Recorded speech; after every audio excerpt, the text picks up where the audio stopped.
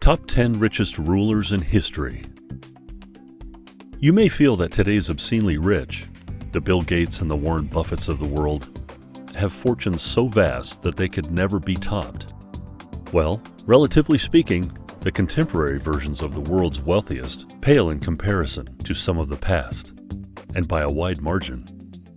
There have been countless fortunes won and lost throughout history, both modern and ancient. If you are new to our channel, kindly hit the subscribe button and the notification bell to be first to get notified whenever we drop a new video. So, we will be taking a look at the top 10 richest rulers in history. Number 10. William the Conqueror, $229 billion. The first on our list is William the Conqueror. His wealth has been estimated to be $229 billion. Best known for becoming the first Norman king of England, William reigned from becoming a monarch after setting out to depose one.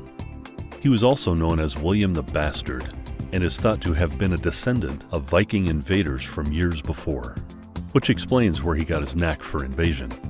You may be wondering, how can a king of England have so much money? Well, William the Conqueror took advantage of the city he conquered and took riches for himself and his allies. After their victory at the Battle of Hastings, the Normans settled England. He constructed castles all over the country in order to control their newly won territory and to pacify the Anglo-Saxon population, which made him the first person to do so. Number 9. Mir Osman Ali Khan, $230 billion. Another on the list is Mir Osman Ali Khan. He succeeded as Nizam of Hyderabad upon the death of his father in 1911. He was the absolute ruler of the principality. Mir Osman Ali Khan was the ruler of Hyderabad, which has an estimated net worth of $230 billion. He had a personal collection of gold that was worth more than $100 million and owned over $400 million worth of jewels, including the famous Jacob diamond, which is worth $95 million today. Khan used the diamond as a paperweight in his office. He supposedly owned more than 50 Rolls-Royces. During his 37-year reign as Nizam, the development of electricity, railways, roads, and airways in Hyderabad evolved. The Nizam Sagar Lake in the state was excavated, and some irrigation projects on the Tungabhadra River were undertaken. Nizam's budget focused on education. He donated to a lot of educational institutions, such as Jamia Nizamiya, the Darul Uloom Deoband, Banaras Hindu University, and Aligarh Muslim University.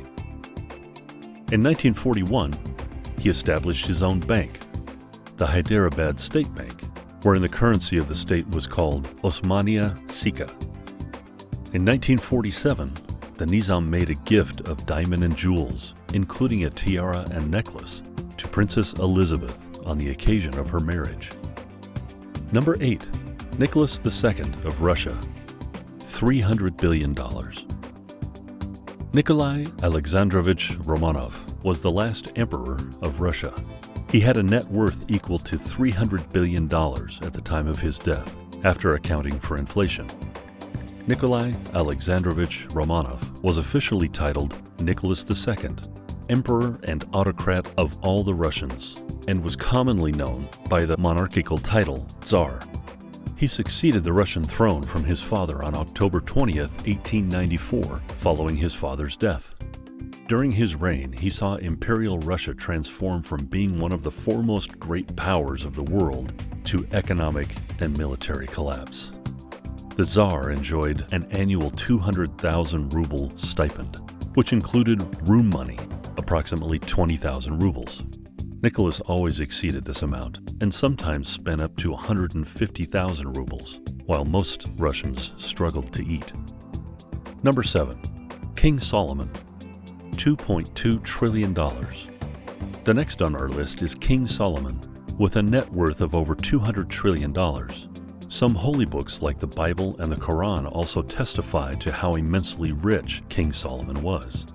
He is also known to be the wisest man that ever lived.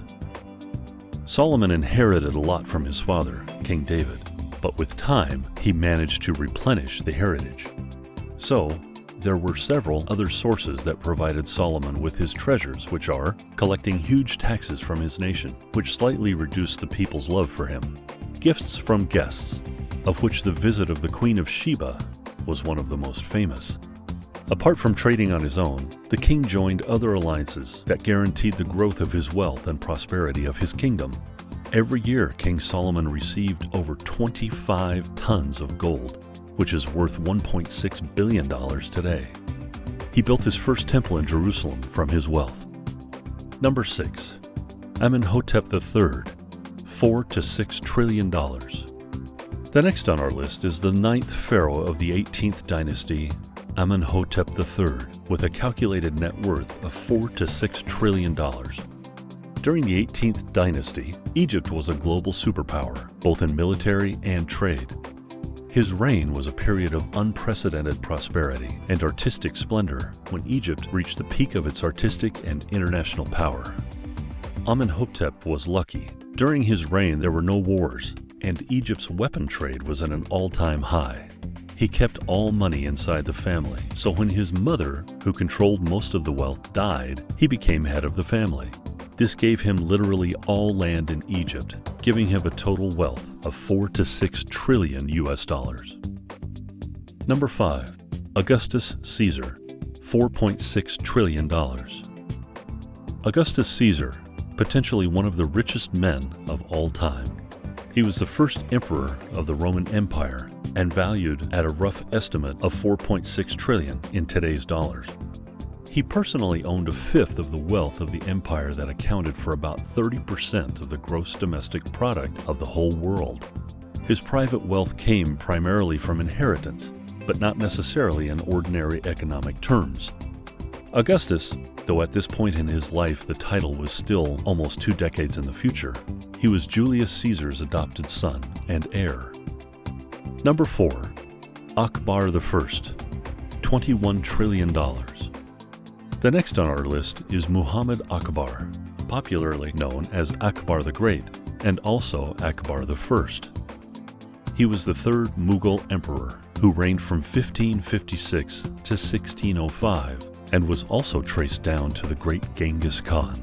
His wealth was so much that it is incalculable, but analysts estimate it to $21 trillion.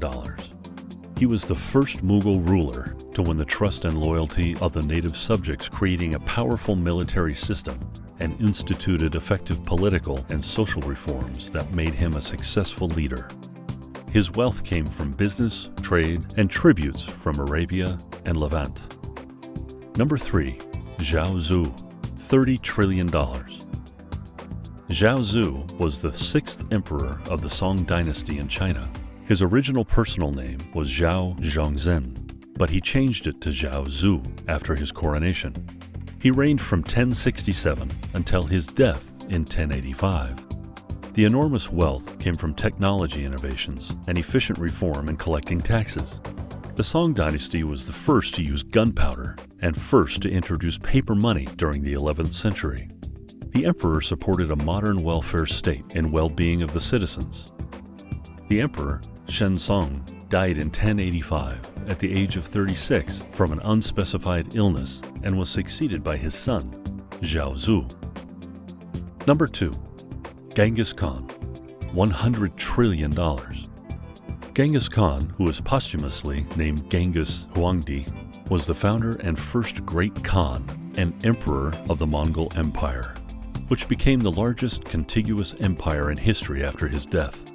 He came to power by uniting many of the nomadic tribes of Northeast Asia. The fearsome Mongol leader conquered a mind-blowing 12 million square miles of land between 1206 and his death in 1227, more than anyone else in history.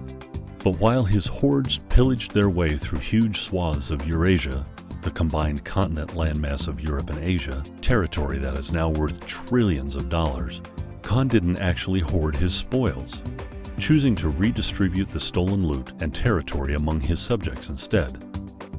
Number 1. Mansa Musa, immeasurable wealth. And the number 1 on our list is Mansa Musa, whose wealth is immeasurable.